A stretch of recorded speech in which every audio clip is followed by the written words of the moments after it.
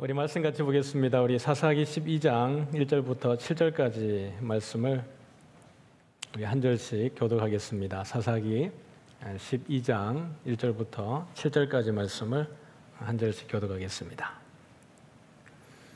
제가 1절을 읽겠습니다. 에브라임 사람들이 모여 북쪽으로 가서 입다에게 이르되 내가 암몬 자손과 싸우러 건너갈 때에 어찌하여 우리를 불러 너와 함께 가게 하지 아니하였느냐? 우리가 반드시 너와 내 집을 불사르려 하니.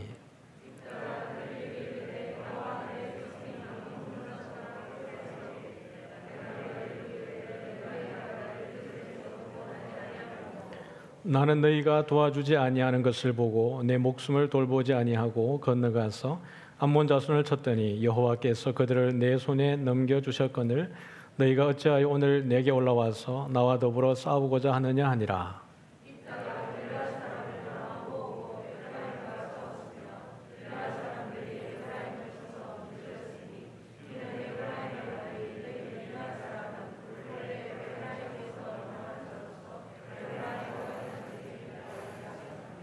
길라 사람이 에브라임 사람보다 앞서 요단강 나루턱을 장악하고 에브라임 사람의 도망하는 자가 말하기를 청하건대 나를 건너가게 하라 하면 길라 사람이 그에게 묻기를 내가 에브라임 사람이냐 하여 그가 만일 아니라 하면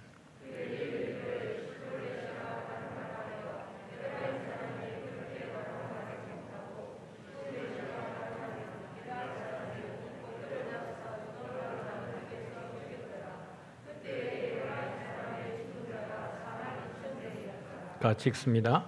입다가 이스라엘의 사사가 된 지 6년이라 길라 사람 입다가 죽음에 길라스에 있는 그의 성읍에 장사되었더라. 아멘.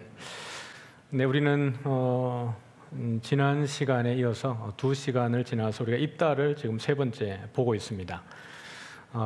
입다의 이야기를 보고 또 오늘 이 12장에 있는 내용을 보면 총체적 난국이다 이런 느낌이 좀 듭니다. 히브리서에 가보면 믿음의 사람에 소개할 때 입다가 포함이 되어져 있습니다. 기드온, 삼손, 입다, 또 사무엘, 다윗까지 그 믿음의 선진들을 이렇게 배열을 할 때에 입다도 들어가 있고 기드온도 들어가 있고 다음 주에 보게 되는 이제 삼손까지도 들어가 있는 거죠. 우리가 이제 사사기를 보고 있지만 사사기의 내용에 기드온 그러면 처음은 좋았는데 끝이 시원치 않았던 사사였습니다. 그리고 입다를 보면 오늘 내용을 보고 있지만 정말 이 사람도 믿음의 조상에 들어갈 수 있는가 이런 느낌이 드는 거예요. 히브리서 11장에 믿음장에 입다의 이름이 있다 보니까 입다에게서 일어나는 일들에 대해서 우리가 변호하고 싶은 마음이 생길지도 모르겠는데요.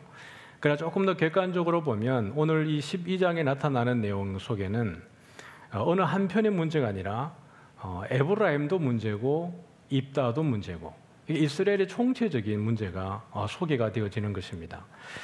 그래서 입다를 중심으로 보면 입다 앞에 소사사 2명이 등장을 하고 거기 아비멜렉이 있고 역으로 올라가면 기드온이 있습니다.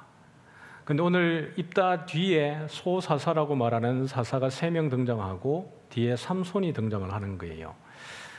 사사기의 저자가 아주 의도적으로 입다를 배열상 이 소사사를 중심으로 해가지고 가운데에 두고 있는데요. 이것은 이스라엘에게 주는 하나의 중요한 메시지가 들어있는 듯 하기도 합니다. 그러면서 오늘 입다에 대해서 다시 한번 우리가 11장에 있는 내용을 통해서 보면 입다는 길라 사람이고요. 입다는 기생이 길랏에게서 낳은 아들이었다. 기생의 아들이었습니다. 이것 자체가 사실은 입다의 그 사사됨에 대해서 뭔가 흠결이 있어 보이는 듯합니다.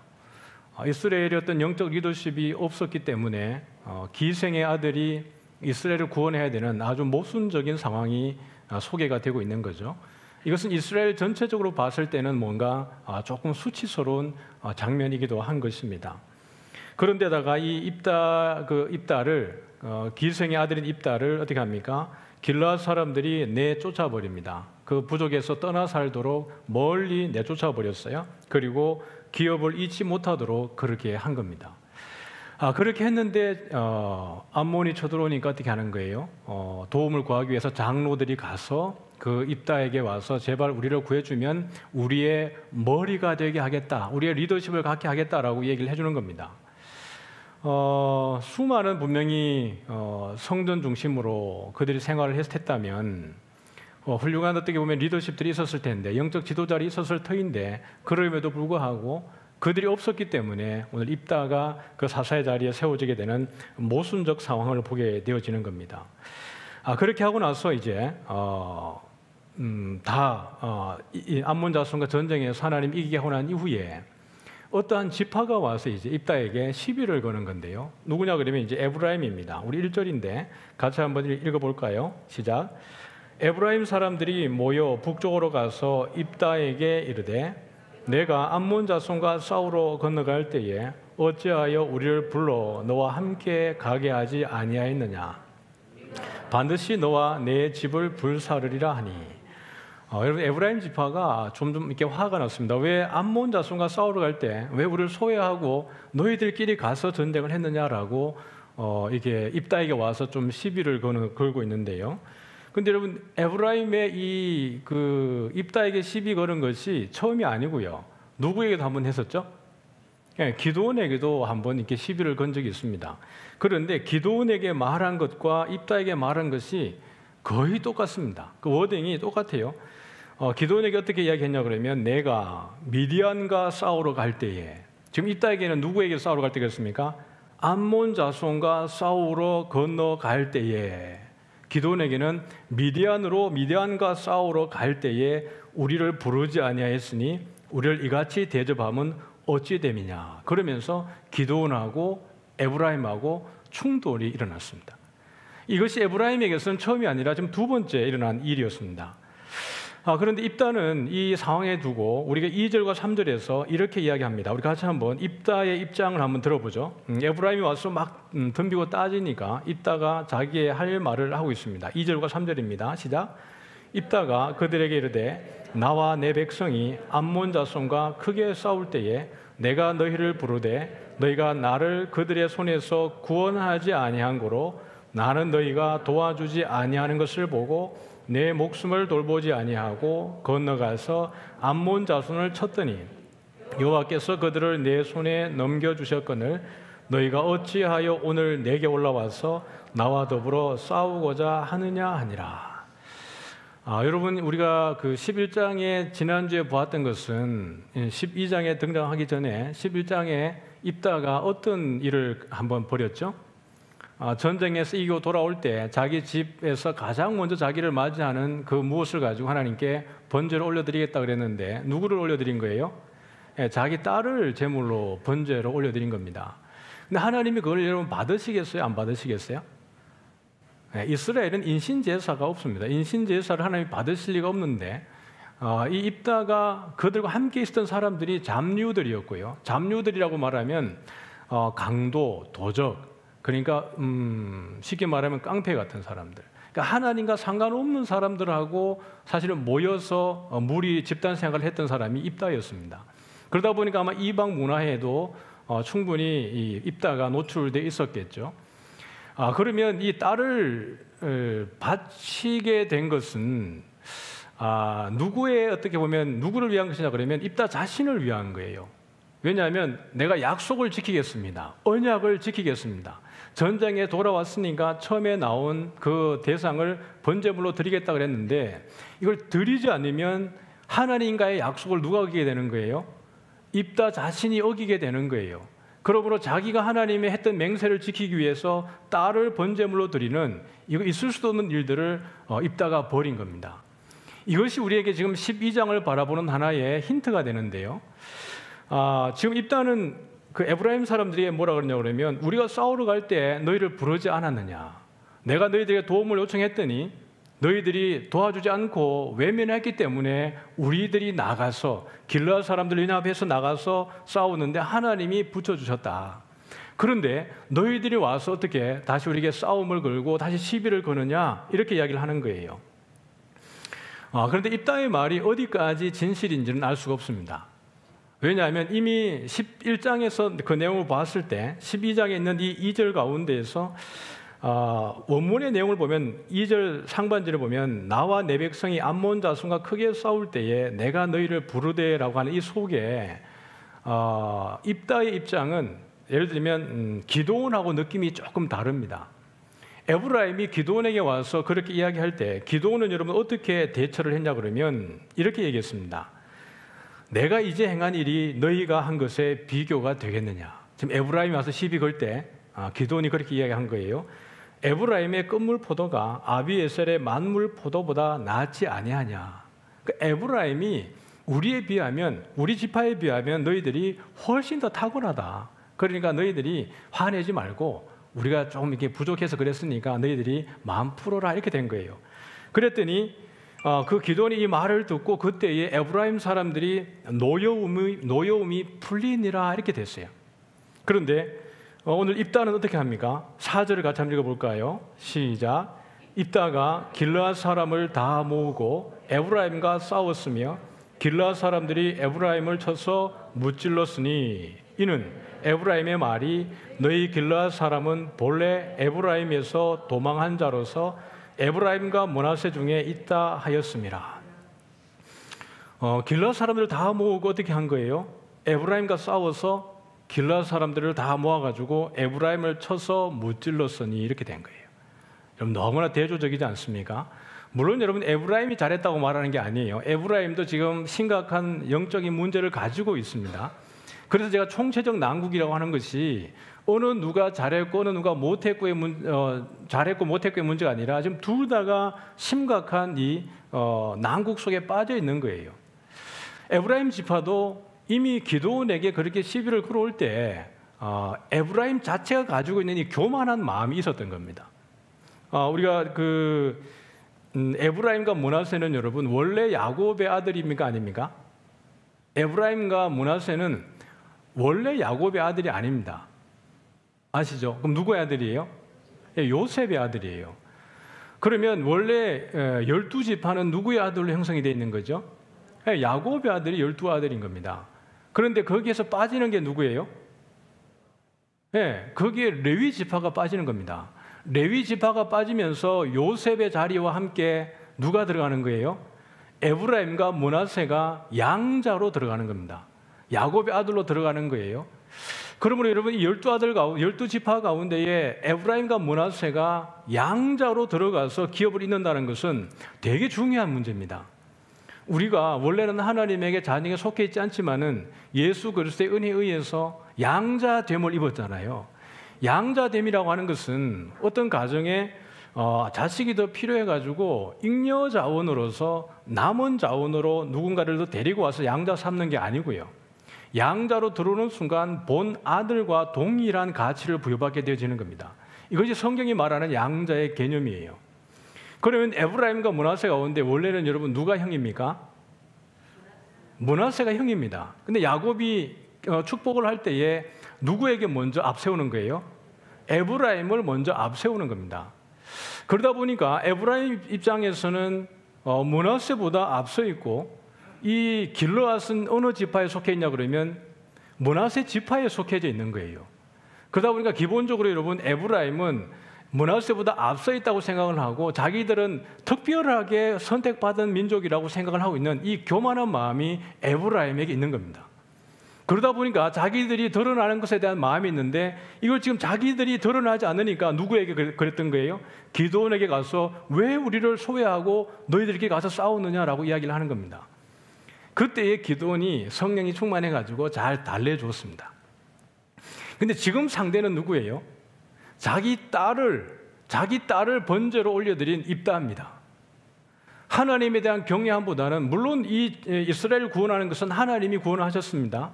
그러니까 여기에 모순이 있는 거예요. 분명히 암몬 자손을 이길 때에 하나님의 영이 입다에게 임해서 이 전쟁을 이겼는데요.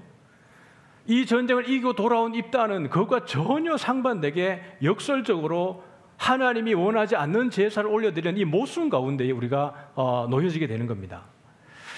그런데 이제 에브라임이 자기 딸을 죽인 입다에게 와가지고 뭐라고 하는 거예요? 왜 우리를 빠뜨렸냐, 왜 소외시켰느냐라고 하는 겁니다. 그러면 입다가 기도원처럼 성령이 충만해가지고 우리가 잘못했다. 그렇게 하면 되는데 분명히 기도원이 입다가 뭐라 그랬어요? 우리가 전쟁에 나갈 때 너희들 오지 않았지 않느냐. 근데 왜 와서 싸우느냐. 그냥 돌아가라. 이렇게 되는데 여러분 여기서 이제 전쟁이 일어나게 되는 거예요. 우리 5절 한번 읽어볼까요? 우리 5절과 6절을 같이 한번 읽겠습니다. 시작. 길르앗 사람이 에브라임 사람보다 앞서 요단강 나루턱을 장악하고 에브라임 사람의 도망하는 자가 말하기를 청하건대 나를 건너가게 하라 하면 길르앗 사람이 그에게 묻기를 내가 에브라임 사람이냐 하여 그가 만일 아니라 하면 그에게 이르기를 시볼렛이라 발음하라 하여 에브라임 사람이 그렇게 바로 말하지 못하고 시볼렛이라 말하면 길르앗 사람이 곧 그를 잡아서 요단강 나루턱에서 죽였더라. 그때에 에브라임 사람의 죽은 자가 42,000명이었더라. 여러분 지금 이 총체적 난국 속에 여러분 가장 심각한 문제는 무엇이라고 생각을 하십니까? 입다가 하나님 앞에 어떻게 보면 그 말씀 앞에 하나님의 뜻을 바로 분별하지 못하는 그 심각한 문제, 또 에브라임이 그들이 교만해서 사리를 분간하지 못하고 입다에게 지금 도전을 걸었다가 이 낭패가 벌어졌는데 지금 이 두 전쟁 가운데에서 가장 심각한 문제는 여러분 무엇일까요? 여기에서 몇 명이 죽어요? 42,000명이 죽습니다. 이건 적은 숫자가 아닌데요. 민수기에서 1차와 2차 인구 조사한 적이 있습니다. 그렇죠? 그게 보면 1차 인구 때에 에브라임 지파가 45,000명입니다. 1차 인구 조사했을 때가 45,000명이에요. 2차 인구 조사했을 때가 32,500명입니다. 에브라임 지파가. 그러면 가나안 땅에 들어와서 물론 여기에 이제 노약자나 여성이나 어린아이 빠졌으니까요.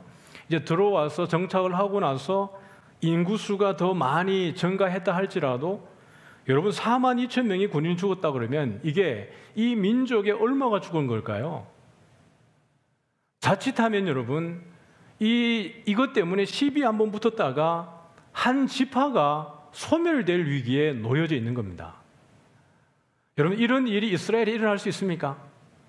여러분 하나님이 원하지 않는 장면이에요. 이건 뒤에 조금 있다가 베냐민 지파에 대한 부분을 한번 보면서 저희들이 다뤄보도록 하죠.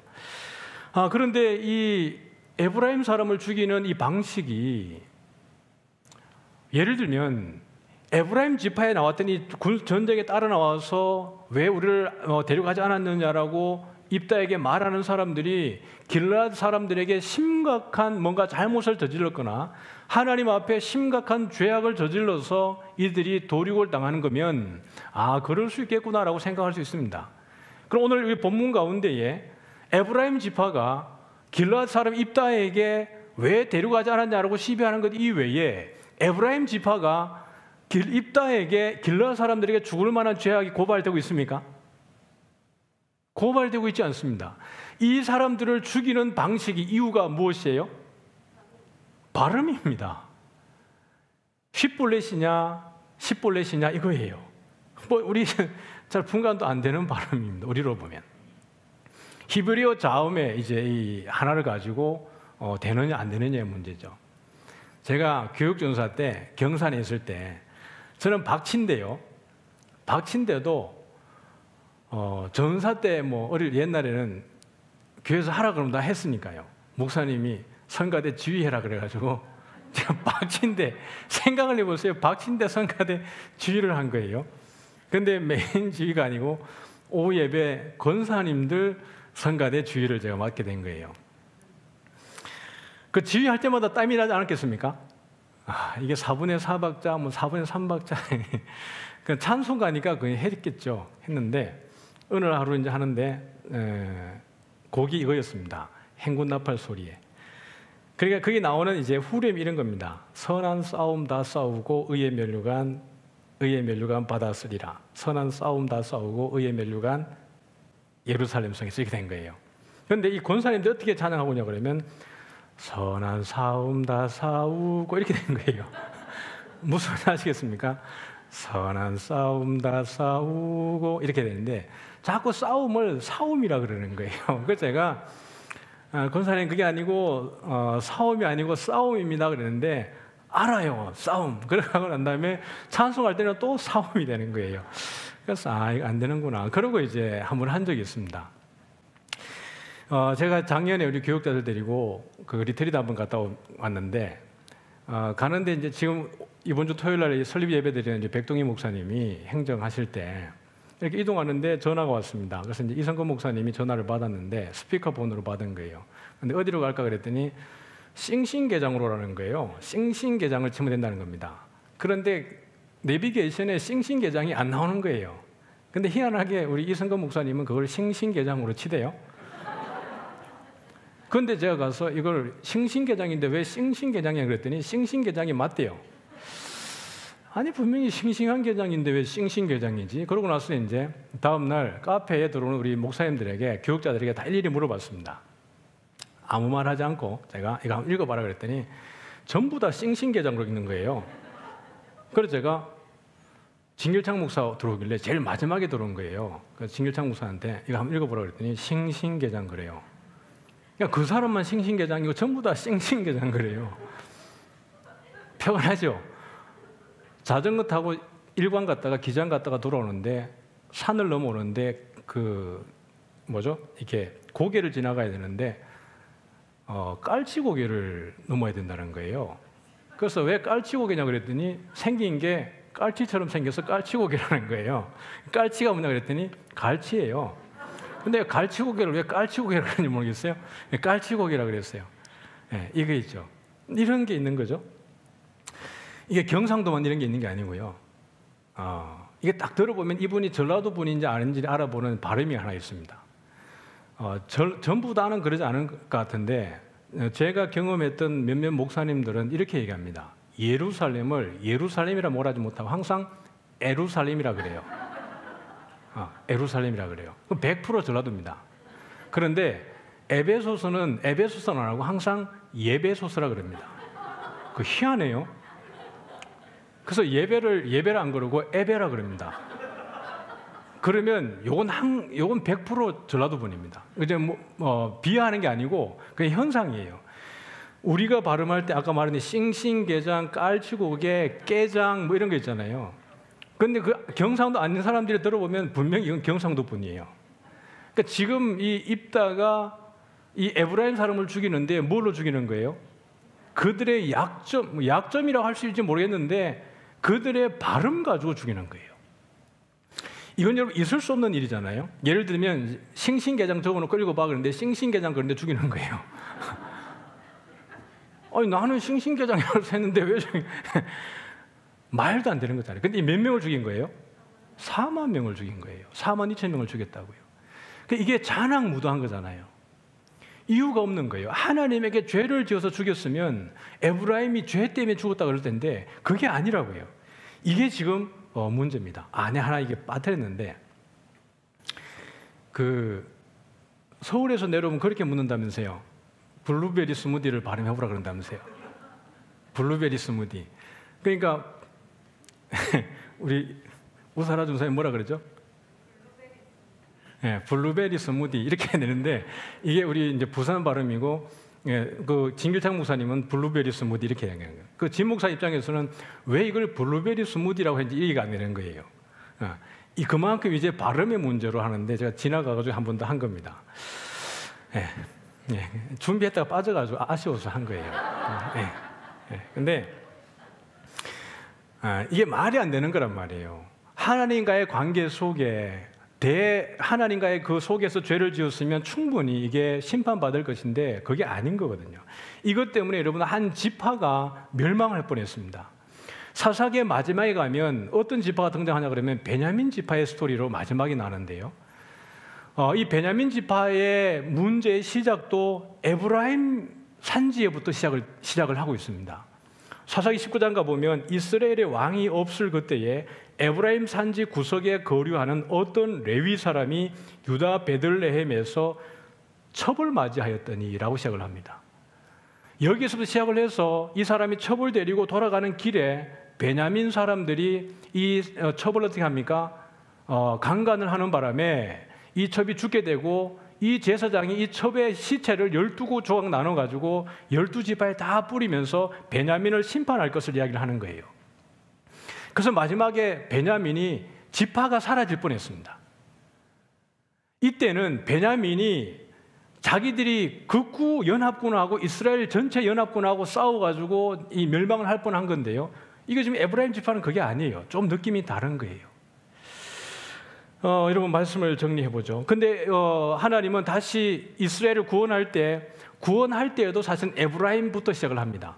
에브라임 산지 라마다임 소빔에 에브라임 사람 엘가나라는 사람이 있었으니 라고 하면서 사무엘의 등장, 한나가 거기에서 등장을 하고 있는 거죠. 하나님이 한 지파를 다시 구원하시기 위해서 에브라임부터 쓰고 있다는 것은 아주 놀라운 일입니다. 말씀을 정리하겠습니다. 우리는 모든 하나님의 은혜 가운데 있는 사람들입니다. 입다가 여러분 사사로 세워진다라는 것이 적은 일이었겠습니까? 기생의 아들로서 도망자로 피난자로 저기 쫓겨갔다가 그것이 어찌되었든지 간에 이스라엘을 구원하는 사사로 부름받았다 그러면 정말 하나님 앞에 경건하게 하나님의 뜻을 구하고 끝까지 하나님 편에 서서야 하는 것인데, 결국엔 어느 부분에서는 이스라엘 구원하는 가운데 그가 가지고 있는 달란트와 은사하는 쓰임을 받았지만 그의 기본적인 모든 것들은 하나님과 상관없는 삶을 사는 것 같이 보입니다. 에브라임 지파는 어떠합니까? 에브라임 지파도 원래 야곱의 아들이 아닙니다. 그럼에도 불구하고 하나님의 은혜로 야곱의 아들에게 양자로 되어져서 그 한 부족의 한 족속의 지파의 그 권위를 부여받았다 그러면 이것이 하나님의 은혜인 줄 알고 감사할 줄 알아야 되는데 이것이 자기의 교만함이 되어버린 거예요. 여러분 오늘 우리는 어떠합니까? 주님 오시는 그날까지 우리가 예수 믿는 것이 은혜인 줄 아시기를 소원합니다. 내가 예수 믿게 되어지는 것, 하나님으로 인하여서 내가 이 은혜를 누리게 된 것이 정말 기적 같은 일이라는 것을 늘 고백할 수 있는 저와 여러분 되기를 소원합니다. 우리가 목이 곧지 않고요, 교만하지 않고 항상 겸손하게 은혜를 구하게 된다 그러면 하나님의 구원이 우리 가운데 늘 임재하는 줄 믿습니다. 주의 역사하심과 하나님의 그 놀라우신 일들을 바라보게 되는 거예요. 적어도 아무나 사사가 되는 게 아니에요.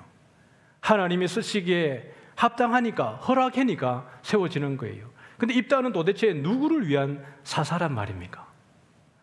여러분 오늘 읽은 이후에 누가 등장하냐 그러면 입산과 엘론과 압돈이 등장을 합니다. 그런데 이 세 명의 소사사에 대한 그 진술도 아주 짧아요.